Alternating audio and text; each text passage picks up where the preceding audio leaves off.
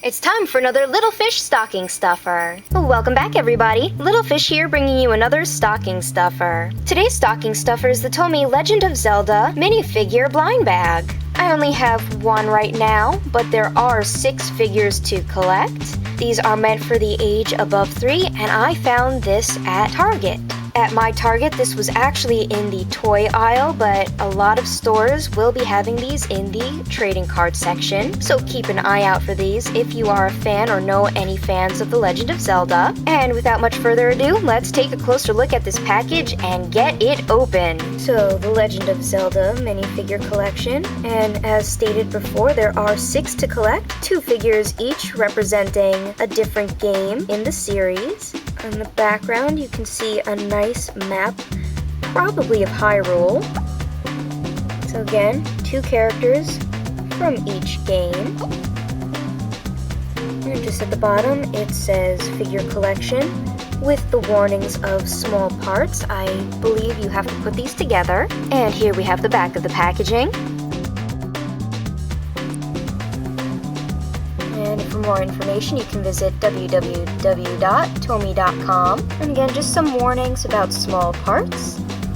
Released in 2015 by the Nintendo Corporation. And now that we've had a good look at the bag, I guess it is time to open this up. And just to note, there are no tear strips on this bag.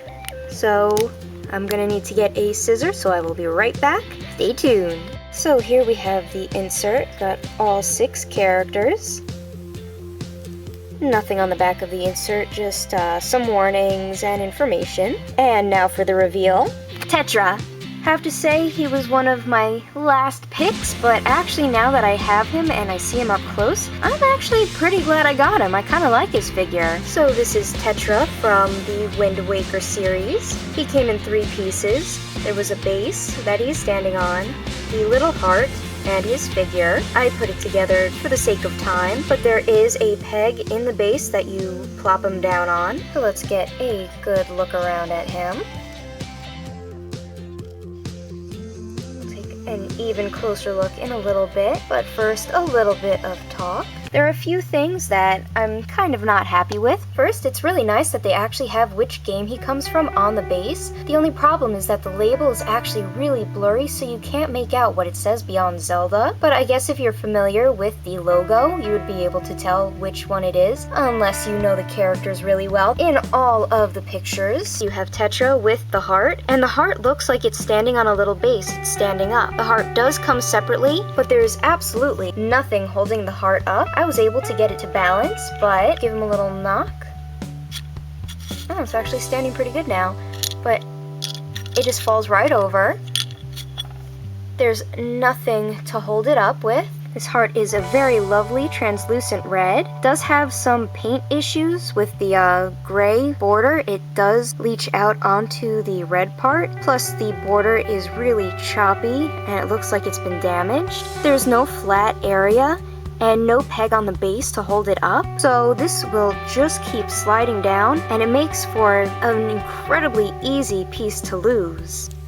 So again, this heart is one of the main reasons why there's a choking hazard on this product, because there's nothing to hold it to the base or the character. Still a very nice addition to the figure, but it kind of loses a bit of purpose when you can't attach it to the figure in any way.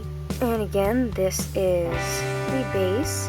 It's got the peg, and the hole for the peg is right between his legs.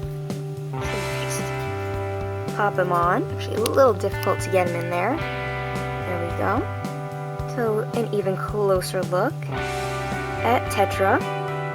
He's got a bit of a paint issue too. All of the white paint smudged, so it kind of went over, as well as the green of his hair. See the paint smudging on his leg, and it doesn't look like his leg was painted too good.